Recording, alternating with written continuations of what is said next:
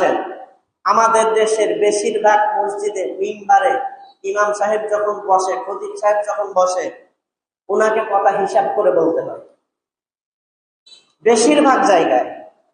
আমার জায়গায় আলহামদুলিল্লাহ আমি খুব শান্তিতে আছি। কেন শান্তিতে আছি জানেন? কারণ মসজিদ কমিটির, মসজিদের যারা পরিচালক, তাদের যে 5টা গুণ থাকা দরকার, এই মসজিদের যারা দায়িত্বশীল আছে তাদের ভিতরে এই 5টা গুণ আছে। আলহামদুলিল্লাহ বলেন। এই জন্য আমার তেমন কোনো সমস্যা হয় না, আমি আলহামদুলিল্লাহ ভালোই বলতে পারি। কিন্তু যেখানে কমিটির ওই গুণগুলো নাই, সেইখানে খতিব সাহেবরা কথা বলতে গেলে অনেক সময় ভুল করেও বলতে পারে না।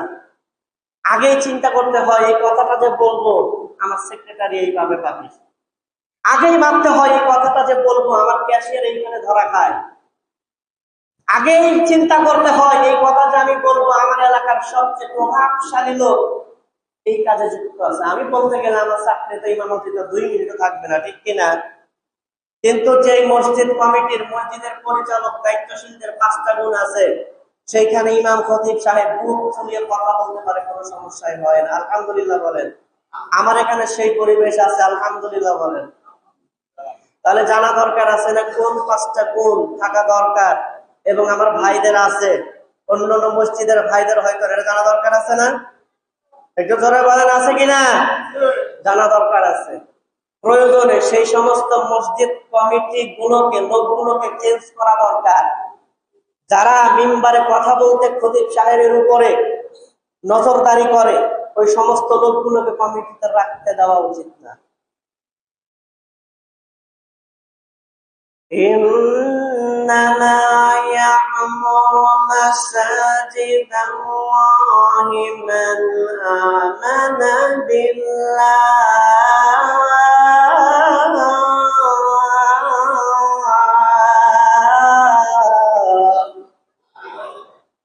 واليوم الآخر وأقام الصلاة وآتى الزكاة ولم يخش إلا الله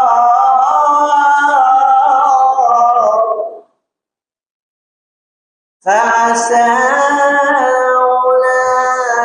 أولئك أن يكونوا من المهتدين।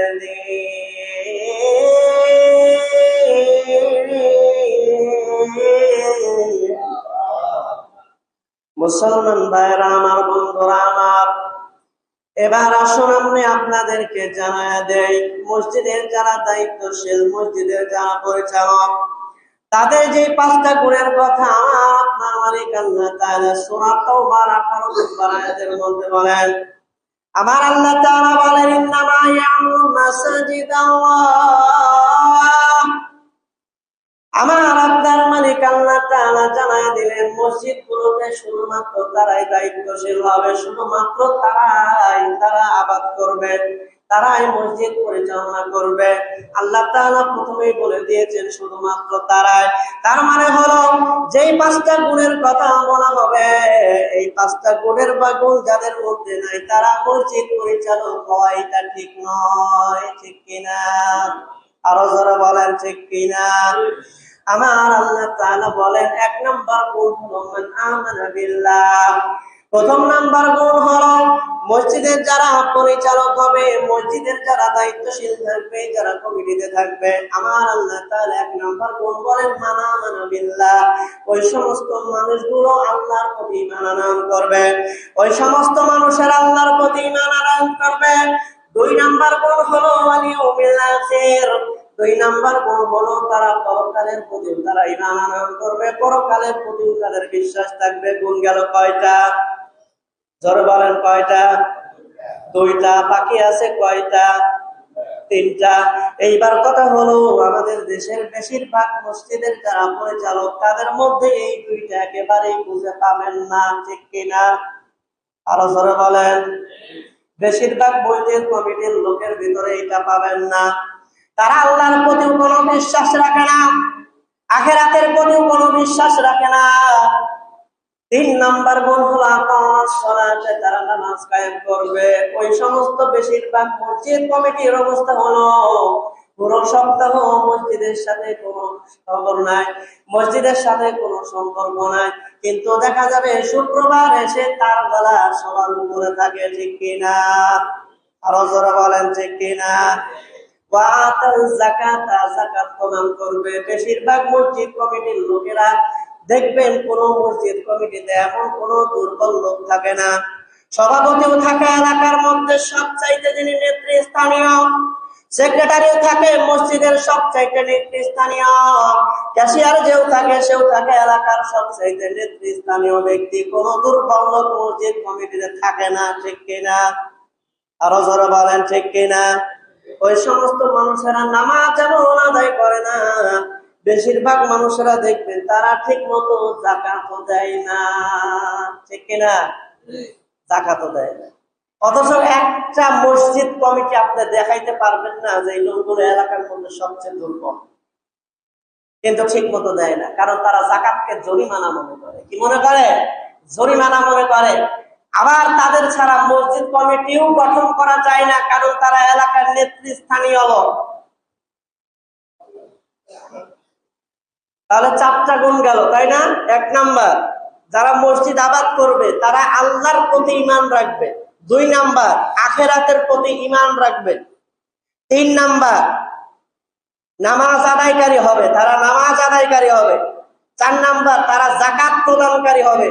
5 নাম্বার, ওয়ালাম ইয়াখশা ইল্লাল্লাহ, মসজিদ কমিটিতে যারা থাকবে, যারা মসজিদের পরিচালক হবে, মসজিদ যারা আবাদ করবে, লাম ইয়াখশা ইল্লাল্লাহ, ওই সমস্ত লোকেরা আল্লাহ ছাড়া কাউকে ভয় করবে না, ঠিক কিনা?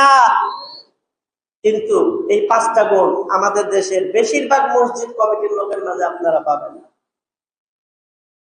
খুঁজে দেখবেন, আমার কথা ভুল হলে মিলাই দেখবেন। কারণ কি জানেন? এই কারণে ইমাম খতিবরা ঠিক মতো কথা বলতে পারে না। যেই মসজিদ কমিটির সদস্যবৃন্দ তারা স্বচ্ছ, সেই মসজিদের ইমামের বুকের পাটা তত বেশি শক্ত, ঠিক কিনা? কারণ জানে যে যত চাপ আসে আমার সভাপতির সামনে টিকবে না, আমার সভাপতি একজন স্বচ্ছ মানুষ। আমার সেক্রেটারির সামনে টিকবে না, কারণ আমার সেক্রেটারি একজন স্বচ্ছ মানুষ। আমার ক্যাশিয়ারের সামনে টিকবে না, কারণ আমার ক্যাশিয়ার একজন স্বচ্ছ মানুষ।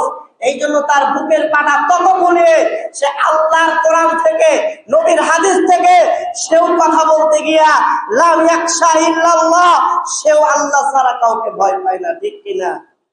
আর যেখানে মসজিদ কমিটির লোকরা স্বচ্ছ নয়, সেইখানে একজন আলেমের জন্য কথা বলা অত্যন্ত কঠিন। তাকে হিসাব করে মেপে চুপে কথা বলতে হয়। একবার বলেন আলহামদুলিল্লাহ, আরো জোরে বলেন আলহামদুলিল্লাহ। আমাদের ভাইয়েরাও স্বচ্ছ আছে, এই জন্য আমিও খুব চেতিয়ে বলতে পারি। আর একবার বলেন আলহামদুলিল্লাহ। কারণ আপনাদের সাথে আমার প্রায় 2 বছর বয়স, আমি এই মিম্বারে আছি প্রায় 2 বছর। এই 2 বছর আমি এমন অনেক আলোচনা করেছি যার কারণে ওই জুমাতে আমার চাকরি চলে যাওয়া দরকার ছিল, আমি নিজেও জানি। আপনারা মানেন আর না মানেন, কিন্তু আমার ভাইয়েরা স্বচ্ছ বিধায়, আল্লাহ আমার ভাইদেরকে স্বচ্ছ রেখেছেন বিধায় আমি এখন পর্যন্ত এখানে আছি। নাহলে আমার চাকরি 6 বার যাইত যদি আমাদের ভাইয়েরা অন্যদের মতো হইতেন। আল্লাহ তাদেরও স্বচ্ছ রেখেছেন, আমাকেও এই জন্য আল্লাহ সাহস দিয়ে দিচ্ছেন। আপনি বলেন আল্লাহ বান্দা, তুমি বলো তোমার ভাইরা তোমার সাথে আছে, কারণ তারা কি স্বচ্ছ। এলাকার নেতৃস্থানীয় যেমন, আমার ভাইয়েরা স্বচ্ছ তেমন। আরেকবার বলেন